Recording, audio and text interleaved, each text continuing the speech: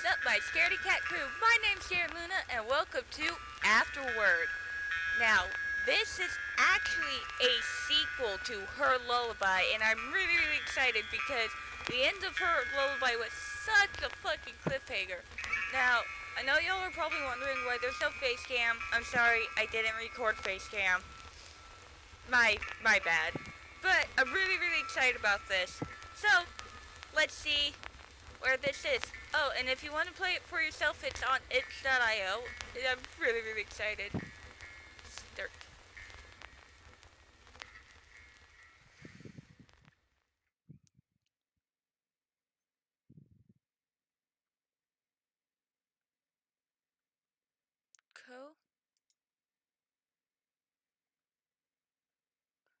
Come on. K up.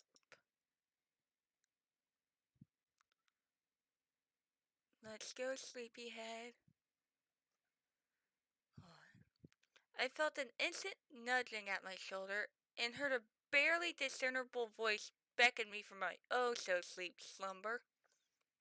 I was immediately irritated with the situation, as the loud groan escaping my lungs signified to anyone within hearing distance. Reach for the covers, a pillow, anything to bury my head in that might aid in whisking me back to the warm comforts of dreamland. But my efforts were thwarted as I felt each piece of bedding ripped from my grasp just as fast as I could grab hold. Nuh-uh, not happening. As the bed became less and less suitable for someone seeking a return to their good night's rest, a light-hearted chuckle filled the room. Come on, get up. It's time for you to rise and shine. Greet the glow of the warm sunrise with your brightest of smiles. Her theatrical yet entirely sarcastic tone both annoyed and captivated me. I'll make you a deal. You can lay there like a dead slug, and I'll just tickle you until you wake up. How's that sound? I didn't even have time to react before I felt the warmth of her body pressing down on top of me. Kinky. And just as promised, her fingers slid up my sides and under my arms. My body immediately tensed up as I tried to defend myself from her ruthless assault. This is a really crappy deal. Despite my protest, her attack continued relentlessly until I finally opened my eyes. Oh, it's pretty. Oh, shit, I forgot to mention. There was a content warning for self-harm and something else. And now I can't remember what the something else is. I'm so sorry that I'm so late in the warning. I'm so dumb today. The morning sun had already poked its insensitive and illuminating glare into the bedroom, lighting it up like a bloody concert hall. My eyes struggled to adjust as I began to get my wits about me. What time is it? I saw her reach over for the alarm clock sitting on the table next to my bed, turning it to face her. Looks like it's a little after Kids Taco o'clock. Before I had a chance to react, her hands pushed me once again onto the bed's soft surface, her lips meeting mine soon after. My arms slipped around her, pulling her warm, soft body closer to mine. Again and again our lips met, softly pecking at one another as I caressed her back, my body craving every moment of warmth her touch could provide. I'm not reading all this. Thank the God. Our warm moment of bliss ended moments after. Said a little after 9 o'clock. I softly ran my fingers through her hair and down her cheek. And if I'm not mistaken, aren't you supposed to be the one waking me up like this today? Huh? I looked at her puzzled, wondering why it would be my duty to rouse her in such a manner. Oh God, don't tell me. Did you forget? I had no words. All I could do was continue looking up at her quizzically. Hello? Earth to Taco? My birthday? You said you were going to bake me a cake and everything. I immediately snapped up from the bed, causing her to recoil, but... What?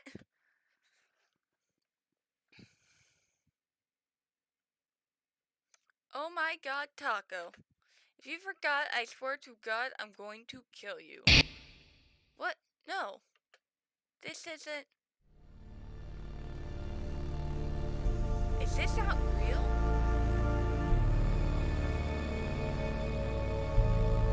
Or is this the girl from... My surroundings spun and distorted in ways I was all too familiar with. In the pit of my stomach, an even more familiar fear took hold, stealing away any ability I had to speak. On instinct, I reached out to a figure before me to no avail.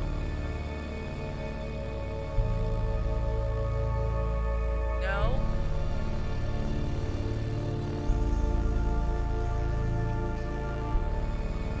This is freaky. I'm awake. Was that the ex-girlfriend from the first game? I knew what came next. This really is.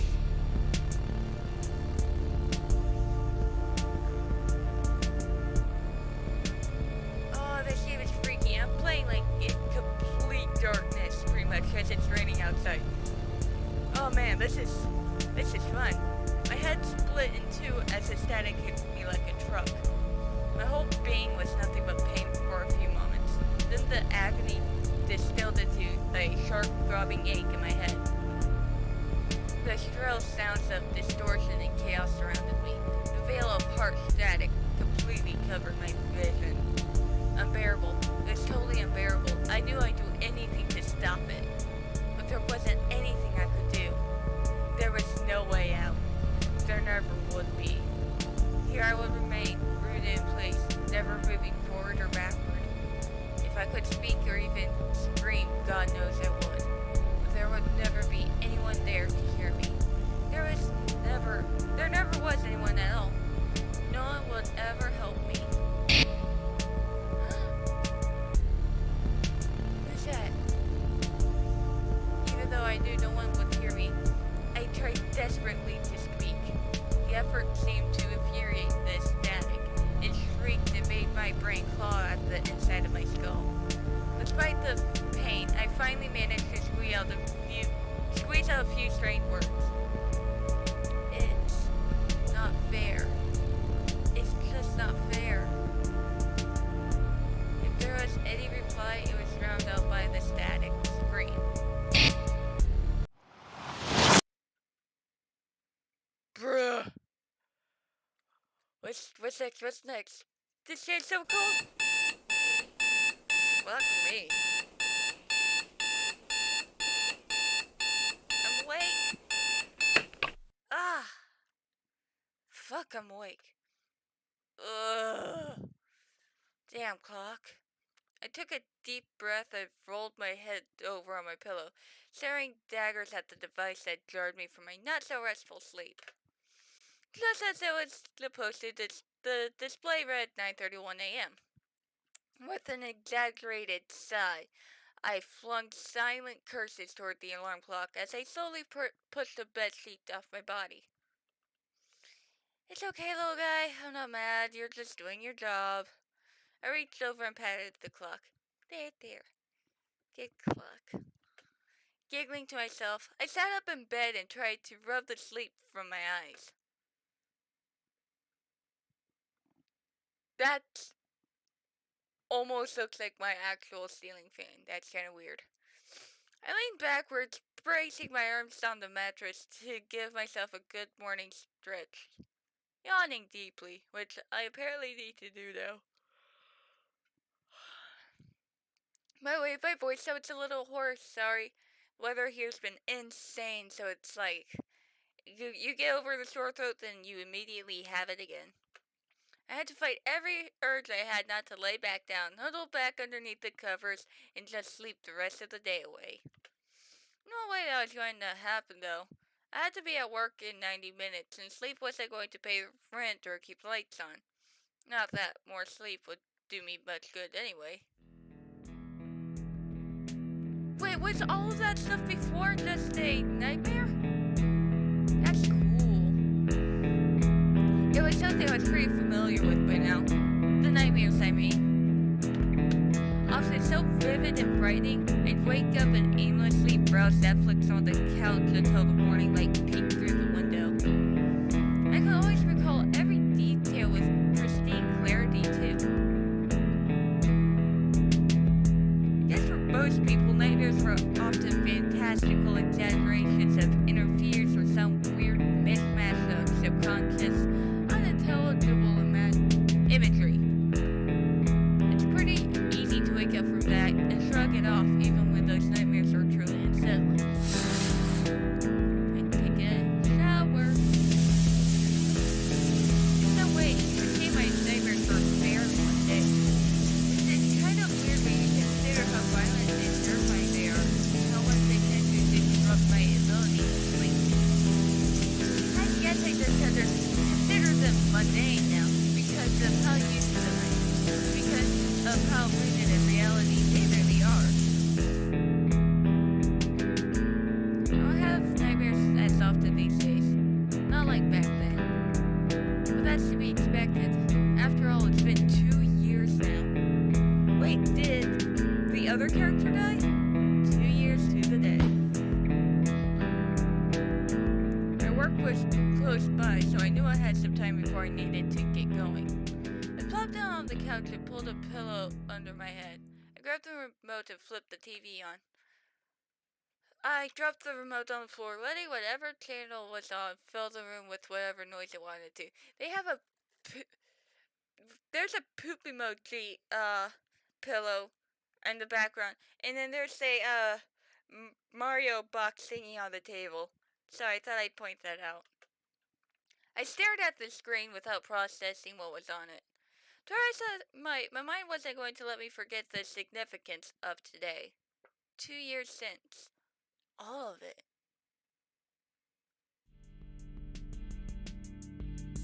Despite how terrible it all was, I tried not to let it define me as a person these last 2 years. But I've also come to realize that there are some things you can never truly just get over. I was a wreck for the longest time after it all happened. How couldn't I be? The days were long and the nights were even longer. The nightmares hit me so much harder back then. I woke up every single morning short of breath, my chest hurting, my eyes drenched with tears. And deep depression came rather quickly. I struggled to get out of bed most days and barely took care of myself. Suicide was probably on the table at some point, but it's just not my nature. I flunked out of uni naturally. That happens when you stopped attending your classes and ignored all the calls and knocks at your door. And that's just how I've got on since then. Oh, my throat's really hurt. Living alone in this apartment, working a crummy retail job with a boss that's an absolute tosser. Thankfully, I managed to keep myself under the radar, so I tended to avoid the crap he threw at others. I thought a lot about going back home, but I could never muster the guts to do it. Or the money for that matter. Sorry guys. Don't mean to cough in your ear like that. Woo! I wasn't so keen on disappointing Mom and Dad. Not any more than they already were with me for flunking out of school. Plus, I haven't spoken to either of them in almost a year. I didn't even know why. The longer I went without reaching out, the harder it was to think about doing so. I was probably being stupid and knew I'd be welcome with open arms if I went back. But also, I just really wanted to stay here. Oh, it's a lovely place. But it's not all bad now. It took a bit, but I found some cool friends in town I liked hanging out with. I'd even managed enough savings to get myself back in school this coming fall. I wanted to get back to work on making something of myself. As bad as everything has been and how much this all still affects me, especially today. Maybe I was starting to get my life back in. My phone's alarm quickly flung me out of my stealing. Reached over to the stand and picked it up, staring at the screen for a few moments. A quiet sigh passed through my lips.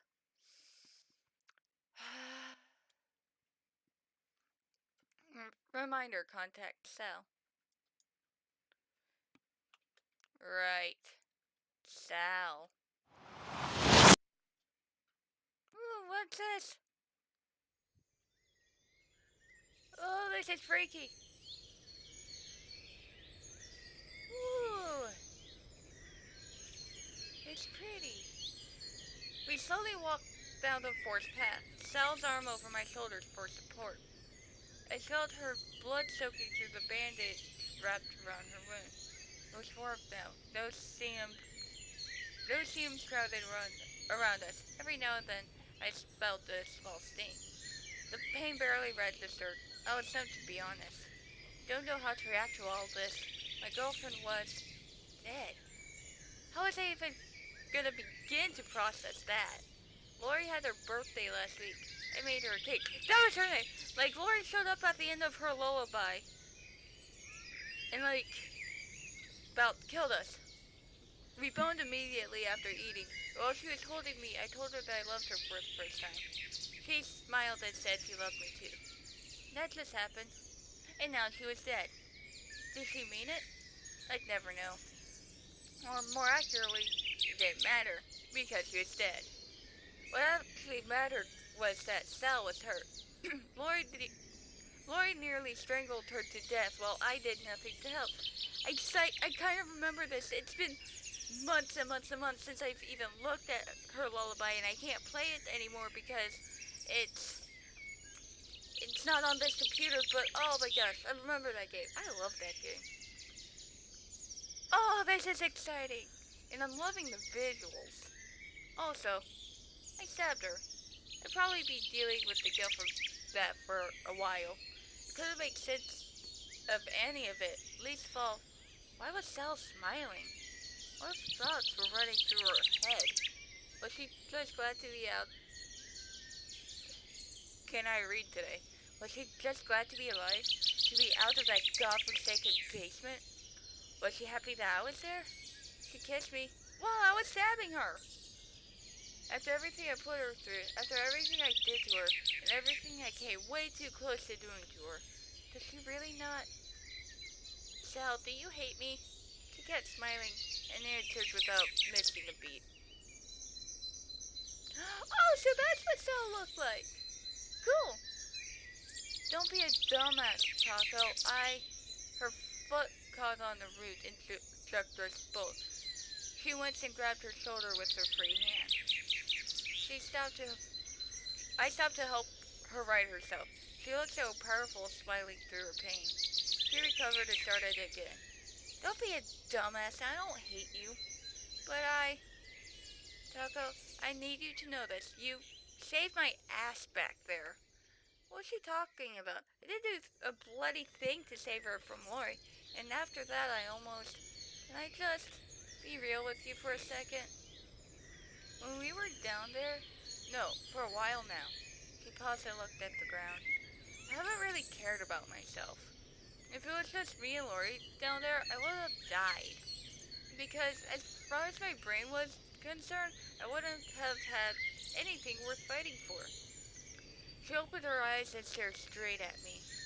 But you were there, so I survived.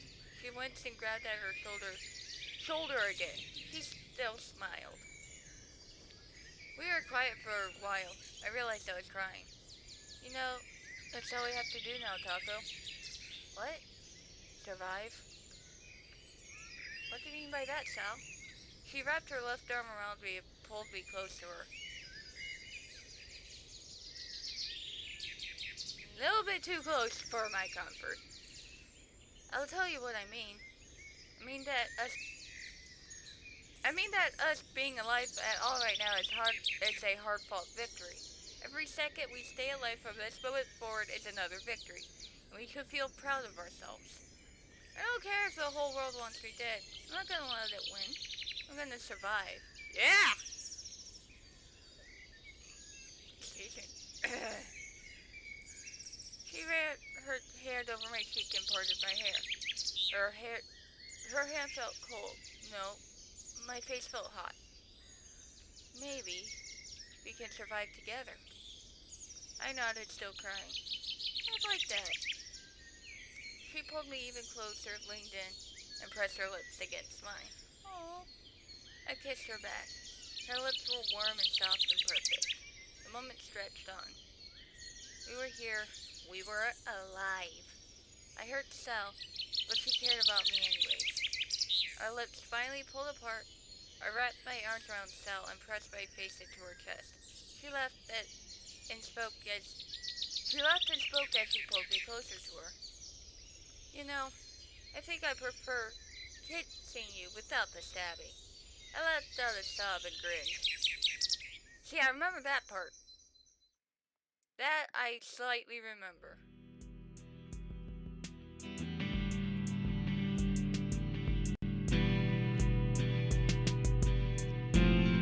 We reached the end of the forest path. It was off a major road I recognized, only a little ways outside town. There was a bench near the entrance to the trail. Sal needed a break, so I brought us over to it and we sat down. Sal took her arm off me and pressed her hand against her wound. She made a small hiss of pain and closed her eyes. Okay, guys, I am going to leave this here because my throat is being slashed and I can't breathe properly. So, here, let me see where we are. Okay. I will come back to this a different day. It's just too much reading and my throat is not going in. But anyways, this was Afterword, I think it was called. I forgot the name of the fucking game. But this was a sequel to Her Lullaby. I hope you guys liked it. I will come back to it, I promise. So anyways, thank you guys so much for watching this video.